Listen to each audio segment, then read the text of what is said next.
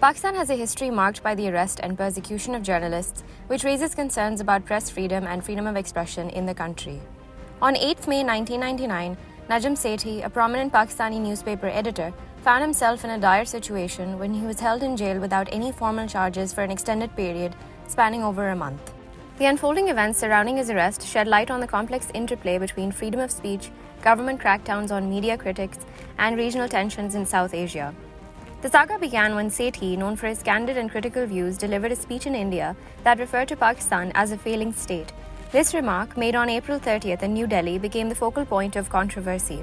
The Pakistani government later formally accused Sethi of engaging in activities harmful to the safety, security, and sovereignty of Pakistan.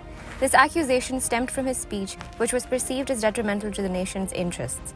The detention of Najm Sethi, who was taken from his home at an ungodly hour on May 8th by police, sent shockwaves through international human rights groups and officials in Washington.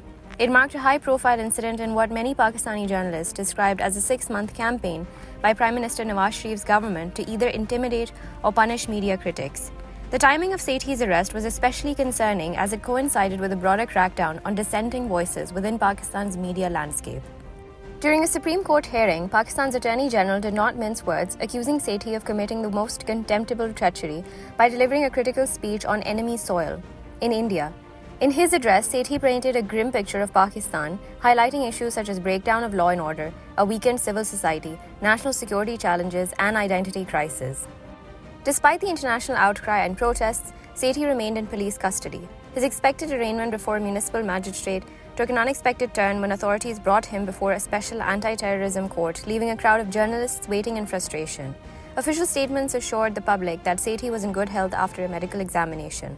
The timing of Sethi's arrest was particularly delicate due to the escalating tension and military conflicts between India and Pakistan, two historical rivals and nuclear-armed nations with a tumultuous history.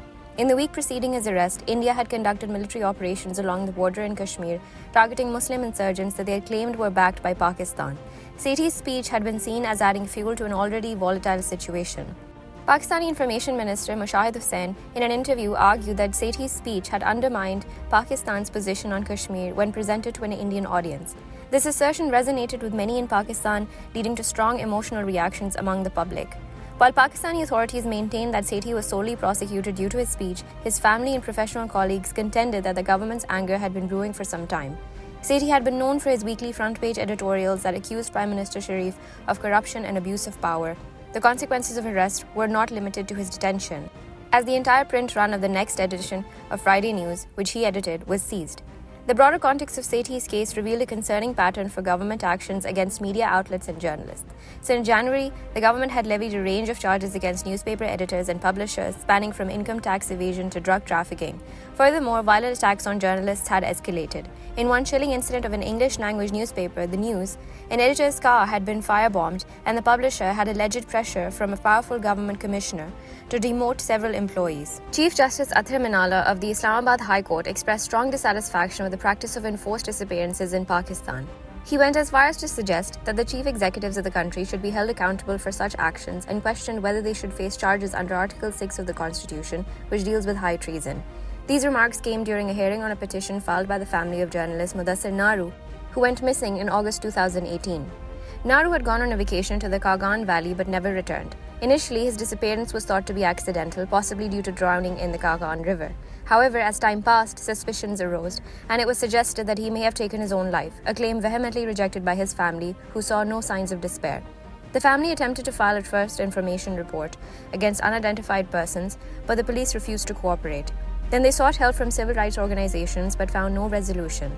Several months after his disappearance, a friend claimed to have seen Naru in a detention center for missing persons. During the hearing, Chief Justice Minala decried enforced disappearances as a stain on Pakistan and the worst form of corruption.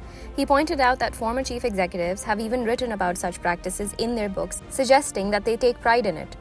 He questioned why the affected families had to turn to the courts, and the Prime Minister for justice highlighted the failure of the state to address the issue. The Attorney General responded by saying that enforced disappearances would cease if 1 million people took to the streets, citing a similar protest in Iran that led to a halt in such practices. Justice Minala expressed disappointment that Naru's family had not found justice before coming to the court and had expected the federal cabinet to take action after meeting the family of the missing journalist.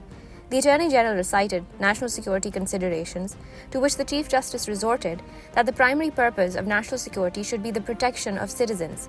He even raised the possibility of applying Article 6, which pertains to high treason, to chief executives involved in enforced disappearances. Notably, Prime Minister Imran Khan had recently met with Naru's family and ordered officials to submit a comprehensive report on his whereabouts following a directive from the IHC.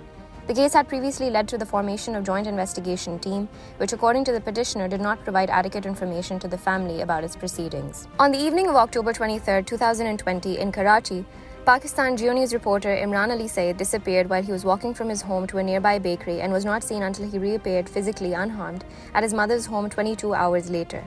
After he responded, the government formed a fact-finding committee to investigate the incident, headed by an official from the Federal Investigation Agency, according to GeoNews. In a statement Imran prepared for that committee, which CJP reviewed, he wrote that an unidentified individual put their hands over his face and pushed him into a car. He described being blindfolded and moved frequently throughout his detention and said he couldn't clearly remember the experience, speculating that he may have been drugged. Imran wrote that his abductors questioned him about his professional affairs, but did not specify the exact nature of their questions. Editors for Safety, an alliance of Pakistani media editors aimed at protecting journalists, said in a statement posted on Facebook that Imran may have been forcibly taken away because of his work on recent political events in Karachi. Earlier in the week of his disappearance, Imran had reported on the arrest of retired Captain Mohammad Safar, husband of opposition leader Maryam Nawaz. In his statement, Imran questioned the impartiality of the fact-finding committee. The Independent Human Rights Commission of Pakistan, the Pakistan Bar Council, and the Pakistan Federal Union of Journalists also questioned the committee's impartiality, alleging that its members included personnel linked to previous abductions, according to news reports. Those groups called for the formation of a judicial commission headed by a Supreme Court judge to investigate this incident, according to those reports. In the statement sent to CJP on November 4th, Imran wrote that his mental condition is still not normal following the abduction and that he recalled the incident with fear. On July 21, 2020, senior journalist Matloob John returned home late on Tuesday night, almost 12 hours after being abducted from Islamabad's Sector G6 in broad daylight, as reported by family sources. They confirmed that John had been released by unidentified individuals in a deserted area outside the capital, Fateh Jung. Remarkably, he was found to be in sound condition, having not suffered any apparent torture during his time of abduction. GeoNews quoted in John's statement after his release, which he recounted being blindfolded and transported to an undisclosed location following his abduction. He was then driven around the city before eventually being set free in Fateh Jung, where local residents offered assistance in reuniting him with his family. Earlier in the day, John's wife had disclosed that his car was discovered parked outside a school in Sector G6 in the capital. Inside the vehicle, one of his mobile phones was found. Matloob John, a freelance journalist known for his contributions to numerous local and international media outlets, had been scheduled to appear before the Supreme Court this week in response to a suo motu notice taken by the court regarding an alleged contemptuous tweet made by the journalist. Kanis Sugra, John's wife, recounted the circumstances of his abduction, stating that more than 5 people, some in civilian clothes, others in black uniforms, forcibly took to her husband. Security footage from the school where Sugra teaches captured several men, compelling John into a sedan parked outside the main gate.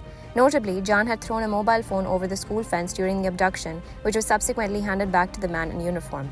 At the time of the abduction, an Islamabad police spokesperson had confirmed that officers had initiated efforts to gather information regarding the case. The news of Matloob John's disappearance garnered widespread attention from journalists and international human rights organizations. John had shared a video of a journalist's interview earlier on the same day, highlighting the challenges faced by individuals who criticize those in position of authority in Pakistan. His abduction underscored the risks journalists and media professionals regularly confront in Pakistan, where they often endure detention, violence, and even death for their critical reporting. Prominent politicians, including Shehbaz Sharif, Bilawal Bhutto Zardari, and Khwaja Asif, condemned John's disappearance and voiced their apprehensions about media freedom and democracy. On May 11, 2023, prominent Pakistani journalist and anchor person Imran Riaz Khan, missing for more than 4 months, returned home on Monday, his lawyer and police said. He was arrested at an airport in the Sialkot city of Punjab as he tried to leave the country after May 9th protests over former Prime Minister Imran Khan's arrest. The two are not related. He was said to have been freed a few days later, but there was no trace of him and police denied keeping him in custody. The YouTuber's family approached the Lahore High Court to determine his whereabouts, and after multiple hearings, the court gave police a deadline to present the missing journalist by Tuesday. International media watchdog Reporters Without Borders, other right groups, and Pakistan's journalist community had demanded his release. Khan had been safely recovered. He is now with his family, Sialkot police said in a post on X, without offering further details.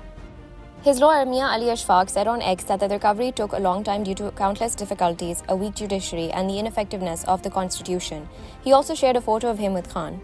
Media watchdog Freedom Network welcomed Khan's return from illegal captivity and called for accountability of those responsible for his disappearance. A Pakistani court, meanwhile, ordered the government to shift ex-Premier Imran Khan to a Diyala jail near the capital, Islamabad, from Attock. His conviction in a corruption case was overturned, but remains in jail in a case over exposing state secrets. Imran Khan was ousted through a no-trust vote in April last year and is facing a string of cases, which he terms are politically motivated.